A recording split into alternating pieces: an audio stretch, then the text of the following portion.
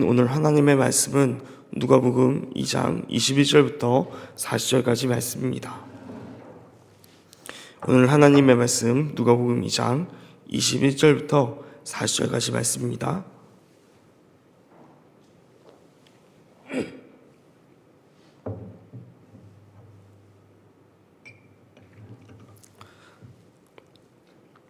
이 시간 다 찾은 줄 알고 다시 21절부터 천천히 합독하며 볼 수 있도록 하겠습니다.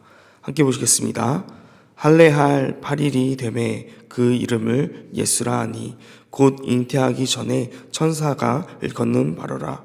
모세의 법대로 정결 예식의 날이 참에 아기를 데리고 예루살렘에 올라가니 이는 주의 율법에 쓴 바 첫 해에 처음 난 남자마다 주의 거룩한 자라 하리라 한 대로 아기를 주께 드리고 또 주의 율법에 말씀하신 대로 산 비둘기 한 쌍이나 혹 어른 비둘기 둘로 제사를 하려 함이더라. 예루살렘에 시므온이라는 사람이 있으니 이 사람은 의롭고 경건하여 이스라엘의 위로를 기다리는 자라. 성령이 그 위에 계시더라. 그가 주의 그리스도를 보기 전에는 죽지 아니하리라 하는 성령의 지시를 받았더니 성령의 감동으로 성전에 들어가매 마침 부모가 율법의 관례대로 행하자 하여 그 아기 예수를 데리고 오는지라. 시므온이 아기를 안고 하나님을 찬송하여 이르되 주제여 이제는 말씀하신 대로 종을 편안히 놓아 주신도다. 내 눈이 주의 구원을 보았사오니 이는 만민 앞에 예배한 것이요 이방을 비추는 빛이요 주의 백성 이스라엘의 영광이다 하니 그의 부모가 그에 대한 말들을 놀랍게 여기더라. 시므온이 그들에게 축복하고 그의 어머니 마리아에게 말하여 이르되 보라 이는 이스라엘 중 많은 사람을 패하거나 흥하게 하며 비방을 받는 표적이 되기 위하여 세움을 받았고 또 칼이 내 마음을 찌르는 듯 하리니 이는 여러 사람의 마음의 생각을 드러내려 함이니라 하더라.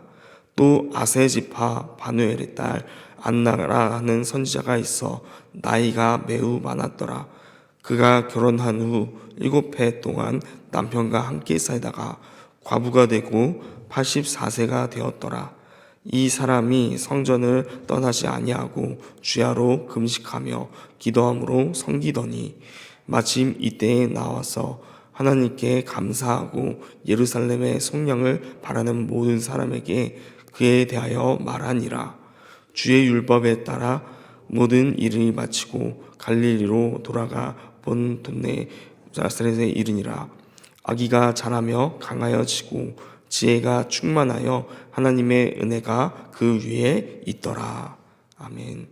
오늘 본문은 어제에 이어서 예수님의 탄생 후를 이야기하고 있습니다. 어제 본문을 통해 우리는 예수님께서 가장 낮은 자로 이 땅에 오심을 함께 살펴봤습니다. 오늘 본문을 살펴볼 때 준비라는 키워드로 함께 말씀을 살펴보기 소망합니다.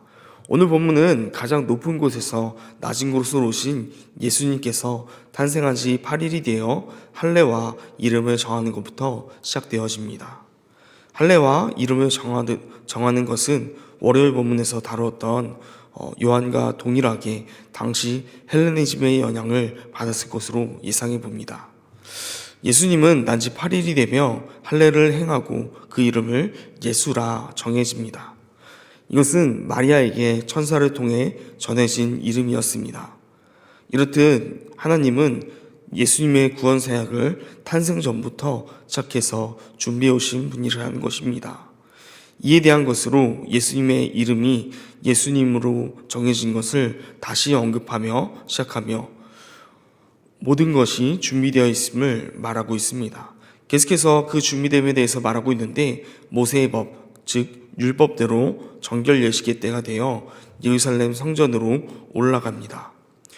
율법대로 하면은 첫 아들의 출생과 관련한 규례가 있었기 때문에 율법에선 사람이나 짐승의 태에서 처음 난 것은 거룩하게 구별해 하나님께 드려야 하는 규정이 있기 때문입니다.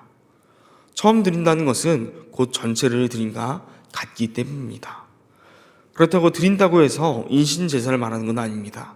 첫 자식을 대신에 제물로 부모의 형편에 따라 제물의 종류를 달리 하게 했는데, 먼저 제사장에게 나아가 번제인 어린 양과 속죄제인 비둘기를 드리게 했습니다. 그런데 어린 양을 드리기에 어려운 가난한 형편이라면 비둘기 한 쌍을 가져다가 각각 한 마리씩 번제와 속죄제를 드려야 했다고 합니다.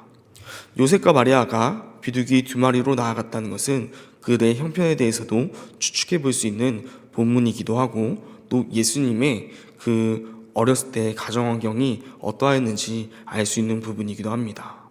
이렇듯 21절부터 24절까지는 예수님이라는 이름을 통해 예수님이 이미 준비되어 그 사역을 향해 나아가고 있음을, 이미 그 사역이 시작되었음을 우리에게 알게 한다는 것입니다. 때로는 우리가 삶을 살아가며 하나님의 일들을, 그 사역들을 감당하며 나아갈 때 막막하기도 하고 힘들 때도 있습니다. 하지만 오늘 본문을 통해 꼭 기억하기 원하는 것은 하나님은 하나님의 사역을 미리 다 준비하시는 분이시라는 것입니다. 예수님을 통한 구원 사역도 예수님의 탄생 이전부터 천사들을 통해서 목사들을 찾아가시며 미리 준비하시는 분이심을 기억하시기 바랍니다. 계속해서 25절부터 35절까지는 이어서 정결 예식을 통해 성전에 가시게 되는데, 우리는 이것 또한 하나님의 계획과 준비임을 알게 됩니다. 25절부터 35절까지는 시몬을 통해 하나님의 사역, 예수님의 사역이 이미 준비되었음을 다시 알게 합니다. 오늘 본문에서 시몬을 표현하며 가장 많이 사용되며 강조된 표현은 성령이라는 단어입니다. 시몬은 성령 충만한 자였다는 것입니다. 25절만 함께 같이 읽어보려 합니다. 25절 말씀 함께 보도록 하겠습니다. 예루살렘에 시몬이라는 사람이 있으니 이 사람은 의롭고 경건하여 이스라엘의 위로를 기다리는 자라. 성령이 그 위에 계시더라. 25절은 시몬에 대해 처음 소개하고 있는데, 시몬에 대해 소개하면서 쓰는 표현이 의롭고 경건한 사람입니다.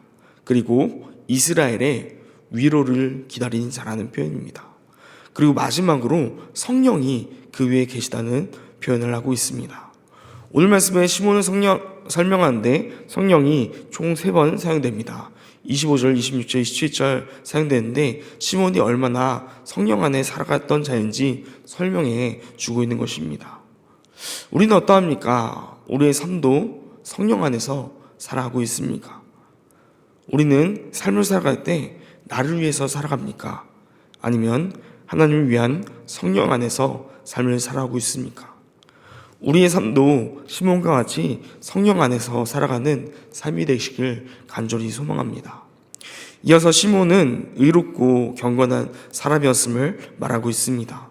그가 하나님의 율법을 잘 지키고 경건한 생활을 하며 메시아의 오심을 간절하게 기다리던 사람이었음을 알 수 있게 하는 표현입니다. 바로 다음 표현인 이스라엘의 위로를 기다리는 자라 라는 표현을 통해 알 수 있는 것이 있는데, 그는 이스라엘의 위로를 기다리던 자였다는 것입니다. 이스라엘의 위로라는 표현은 구약 포로 시대와 포로 귀환 시대를 거치며 말씀하신 구원자 메시아를 다윗의 자손으로 보내신다는 그 말씀을 기다렸다는 것입니다. 그 위로, 그 구원을 계속해서 기다리던 자라는 것입니다. 또한 성령이 그 위에 계시다라는 표현을 통해 성령의 인도를 받던 사람임을 알 수가 있습니다. 그래서 그는 성령의 인도를 받아 성전으로 가고 아기 예수님을 만나 성령의 인도하심으로 알아본다는 것입니다. 이는 그가 성령과 교제하며 그 뜻에 순종하던 따르던 자였음을 보여주는 것입니다. 오늘 본문에서 시몬의 나이는 밝히지 않고 있지만 그가 나이가 많았음을 알 수가 있는데 26절 보면은 이렇게 나와 있기 때문입니다. 26절 말씀은 제가 읽어보도록 하겠습니다. 그가 주의 그리스도를 보기 전에는 죽지 아니하리라 하는 성령의 지시를 받았더니. 여기서 그는 시몬입니다. 시몬은 그리스도, 즉 예수님을 보기 전에 죽지 않을 것이라는 성령의 지시를 받았다는 것입니다. 이 말의 뜻은 그가 노년에 이른 나이가 많은 자였음에도 불구하고 예수님을 보기 전에 죽지 않을 것이라는 성령의 지를 받았다는 말과 같은 것입니다. 시므온은 노년에 이른 나이가 많은 자였습니다. 그러나 그는 나이가 많음에도 불구하고 믿음과 순종으로 하나님을 경외하며 메시아를 기다리는 삶을 살았다는 것입니다. 특히 29절 보면은 주제여 이제는 말씀하신 대로 종을 평안히 놓아주신도다 라는 표현을 통해 노년의 때이지만 예수님을 보기 전에 죽지 않을 것이라는 성령의 시를 통해 오직 남은 삶을 이스라엘의 위로인 예수님만을 기다리며 살고 있었고, 또 이제 메시아이신 아기 예수님을 보았을 때 그 약속이 성취되었음을, 자신의 생애를 통한 하나님의 구원이 3절에 내 눈이 주의 구원을 보았다 라는 말을 통해 완전하게 준비되어 가고 있음을 확신하며 이제는 평안히 놓아주신도다 라고 고백하고 있는 것입니다. 이렇듯 하나님은 하나님의 계획을 사람을 통해 이루어 가신 분이라는 것입니다.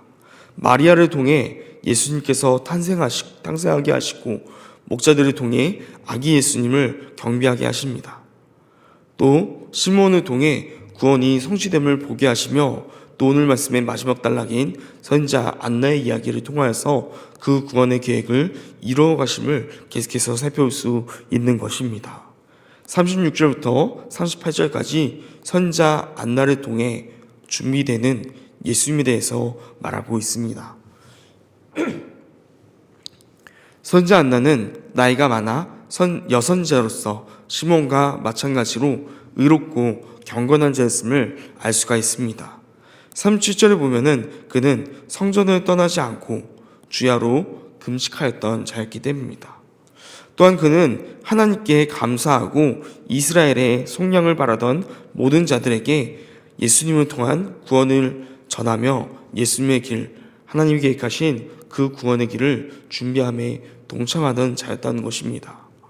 그 39절, 40절에서는 이 모든 사람들을 통한 구원의 준비가 마쳐진 후에 나사렛으로 돌아가 아기 예수님이 성장하시며 스스로 구원 사역이 준비되어짐을 말하며 오늘 본문은 마치게 됩니다.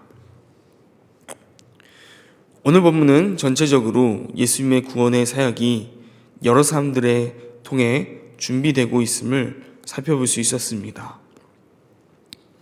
예수님의 육적인 부모인 마리아와 요셉을 통해, 그리고 그 전에 천사들을 통해 예수님의 이름이 예수님으로 준비됨을 함께 볼 수 있었으며, 시므온을 통해 다시 한번 예수님을 통한 그 구원의 계획이 마리아와 요셉에게 선포되며, 선지자 안나를 통해서 하나님의 속량을 바라는 모든 자에게 그 복음이 선포됨을 보게 되는 것입니다. 또 마지막으로 예수님께서 자라남을 통하여서 그 구원의 계획이 이루어져 감을 함께 살펴볼 수 있었습니다. 오늘 말씀은 이처럼 전반적으로 하나님의 예수님을 통한 구원의 계획이 준비되어져 감을 살펴볼 수 있었습니다. 우리는 하나님의 구원의 계획을 함께 준비한 자들입니까? 오늘 말씀을 보며 묵상하게 되었습니다. 우리는 얼마나 하나님의 복음을 감당하며 살아가고 있습니까?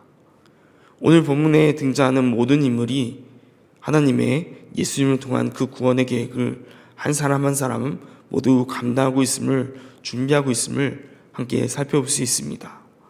오늘 하루 삶 가운데 우리들 모두 한 명 한 명 모두가 하나님의 그 구원의 계획에 준비하며 나아갈 수 있는, 동참할 수 있는 자들 되기를 간절히 소망합니다. 복음을 전함을 통해 준비할 수도 있으며, 또 내가 그 구원에 동참하며 예수님의 사람으로 또는 제자로서 또 하나님의 자녀로서 삶을 살아냄을 통하여서 그 구원을 준비할 수도 있을 것입니다. 오늘 하루 가운데 이 하나님의 구원의 계획이 나를 통하여서 이루어지는 하루가 되기를 간절히 소망합니다. 그 하나님의 구원의 계획을 동참했던 사람 중에 하나인 시므온을 기억하실 때, 시므온은 구원인 예수님이 이 땅에 오시기를 기다렸던 자임을 기억하시기 바랍니다. 그는 나이가 많아 죽을 때를 기다렸은 자임에도 하나님께 쓰임받았다는 것입니다. 때로는 우리 가운데 나이가 많을지라도 그 나이와 상관없이 우리가 시몬과 같이 의롭고 경건한 자라면은, 성령과 함께하는 자라면 하나님께 쓰임받으며 구원에 동참할 수 있는 자임을 함께 기억하시며 오늘 나아갈 수 있기를 간절히 축복합니다.